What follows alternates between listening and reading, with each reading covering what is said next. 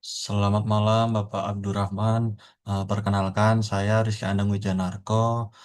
Pada kesempatan kali ini saya akan mempresentasikan proposal penelitian saya untuk memenuhi UAS mata kuliah Special Topics in Accounting eh, dengan judul Analisis Dampak Implementasi PSAK 116 tentang sewa terhadap kinerja keuangan dan struktur modal perusahaan sektor retail yang terdaftar di Bursa Efek Indonesia untuk periode tahun 2018 sampai 2022. Penelitian ini dilatar belakangi oleh perubahan signifikan dalam standar akuntansi sewa.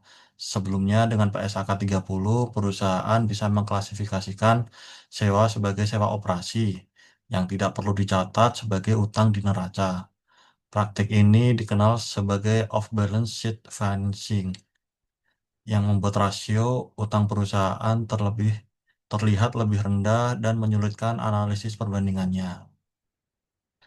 Untuk mengatasi hal ini, Ikatan Akuntan Indonesia atau IAI mengadopsi PSAK 116 yang berlaku efektif per 1 Januari 2020.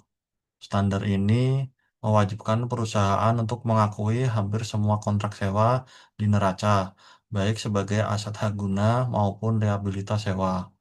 Perubahan fundamental ini secara teoritis akan memperbesar neraca dan berdampak langsung pada rasio-rasio keuangan. Sektor retail yang sangat bergantung pada sewa gerai menjadi salah satu sektor yang paling terdampak oleh perubahan ini. Oleh karena itu, penting untuk meneliti sejauh mana dampak empiris dari penerapan standar baru tersebut.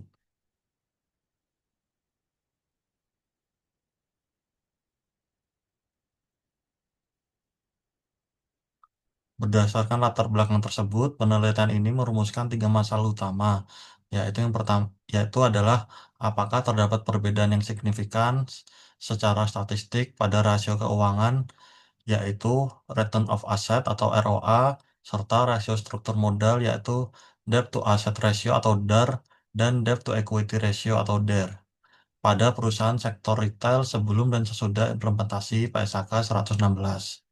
Sejalan dengan rumusan masalah tersebut, tujuan dari penelitian ini adalah untuk menganalisis dan membuktikan secara empiris ada atau tidaknya perbedaan pada ketiga rasio tersebut di periode sebelum dan sesudah penerapan PSAK 116.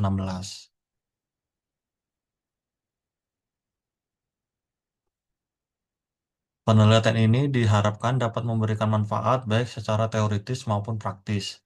Secara teoritis, hasil penelitian ini akan membuktikan bukti empiris dari pasar modal Indonesia mengenai dampak perubahan standar akuntansi dan dapat menjadi acuan bagi penelitian selanjutnya.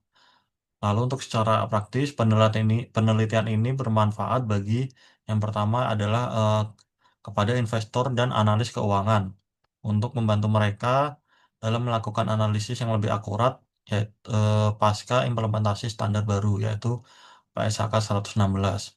Lalu untuk kreditur dapat bermanfaat karena dapat menilai risiko kredit perusahaan dengan lebih realistis karena semua utang sewa kini tercatat dalam neraca. Tentunya bagi penelitian selanjutnya, eh, penelitian ini sebagai bahan referensi untuk riset di bidang akuntansi mendatang.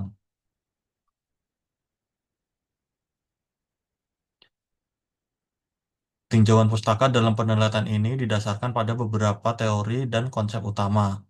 Teori sinyal menjelaskan bagaimana penerapan PSAK 16 memaksa perusahaan untuk memberikan sinyal yang lebih transparan mengenai utang sewanya.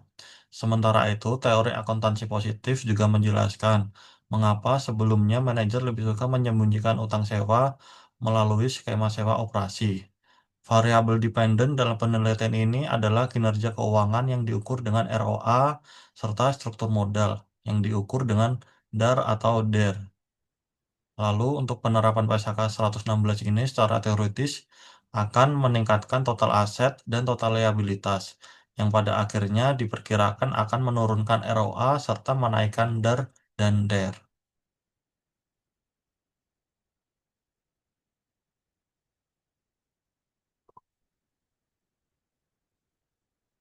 Untuk menjawab pertanyaan penelitian, saya akan menggunakan metode deskriptif dengan pendekatan kuantitatif komparatif. Saya akan membandingkan data keuangan 2 tahun sebelum implementasi, yaitu pada tahun 2018 dan 2019, dengan 3 tahun sesudah implementasi, yaitu tahun 2020 hingga 2022. Data yang digunakan adalah data sekunder yang berasal dari laporan keuangan tahunan auditan yang dipublikasikan di situs web BEI dan website resmi perusahaan. Populasi penelitian ini adalah 3 perusahaan retail besar, yaitu yang pertama PT Mitra Adi Perkasa, yang kedua PT Matahari Department Store, yang ketiga PT Midi Utama Indonesia. Untuk teknik analisis, datanya akan dimulai dengan statistik deskriptif, diikuti uji normalitas. Tergantung pada hasil uji normalitas, pengujian hipotesis akan menggunakan per sampel t-test untuk data normal, atau uji Wilcoxon jika data tidak normal. Keputusan untuk menerima atau menolak hipotesis akan didasarkan pada, mohon maaf, keputusan untuk menerima atau menolak hipotesis akan didasarkan pada nilai signifikansi p-value, yaitu di bawah 0,05. Demikian presentasi proposal penelitian dari saya. Saya sangat terbuka untuk menerima pertanyaan, tapi untuk sesi kali ini tidak ada pertanyaan. Terima kasih apabila terdapat salah kata, mohon maaf.